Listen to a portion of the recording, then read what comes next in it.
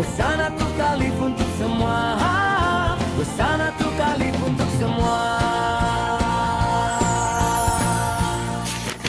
Assalamualaikum warahmatullahi ta'ala wabarakatuh. Apa khabar cucu-cucu atuk sekalian? Mudah-mudahan semuanya dalam keadaan sehat-sehat. Hendaknya dah makan, dah minum, dah solat. Hari ni atuk nak cerita tentang moyangnya Nabi SAW. Siapa dekat sini tahu siapa nama moyang Nabi dan di mana makamnya? Makam pun tak tahu.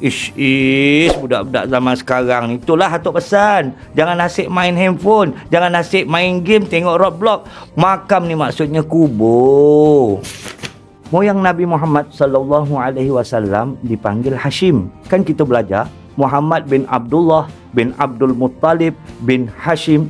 Tapi sebenarnya Hashim ni bukan nama sebenar. Nama sebenar beliau ialah Amru bin Abdul Manaf.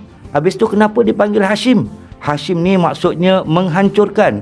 Kerana atuknya Nabi SAW, dia suka menghancur-hancurkan roti guna untuk diberi makan kepada mereka-mereka yang datang berziarah ke kota Mekah. Ditumbuk-tumbuk roti keras tu, kemudian dimasukkan susu, dimasukkan madu, dimasukkan ke kacang, jadi sedap. Atuk pun suka makan. Satu hari, Hashim telah keluar berniaga ke Syam. Dalam perjalanannya singgahlah ke Madinah. Di Madinah, Hashim telah berkenalan dengan seorang wanita yang sangat jelita, namanya Salmah binti Amru dari Bani Adi bin An-Najjar. Mereka pun berkahwin. Hasil perkahwinan mereka dapatlah beberapa orang anak, dan salah seorang anak mereka itu bernama Abdul Muttalib yang merupakan atuk kepada baginda kesayangan kita Nabi Muhammad SAW. Jadi kesimpulannya di sini ialah moyang lelaki Nabi bernama Amru bin Abdul Manaf digelar Hashim daripada Bani Hashim yang tinggal di kota Mekah.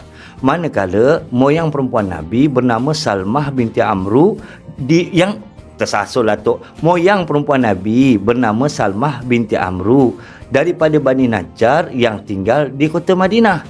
Mereka ni hidup bahagia, dan satu hari diceritakan Hashim keluar berniaga sekali lagi. Dalam perjalanannya singgahlah ke Palestin, dan di suatu tempat bernama Gaza, Hashim jatuh sakit, lalu Hashim pun wafat dan dikebumikan di Gaza. Atuk kan suka ingat-ingat kan?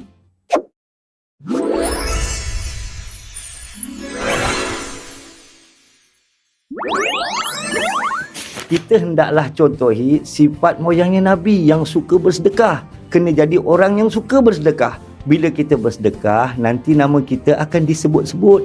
Disebut-sebut Allah, disebut-sebut malaikat, disebut-sebut orang yang soleh di dalam doa-doa mereka. Bak kata pepatah Melayu, harimau tinggalkan nama, manusia tinggalkan belang.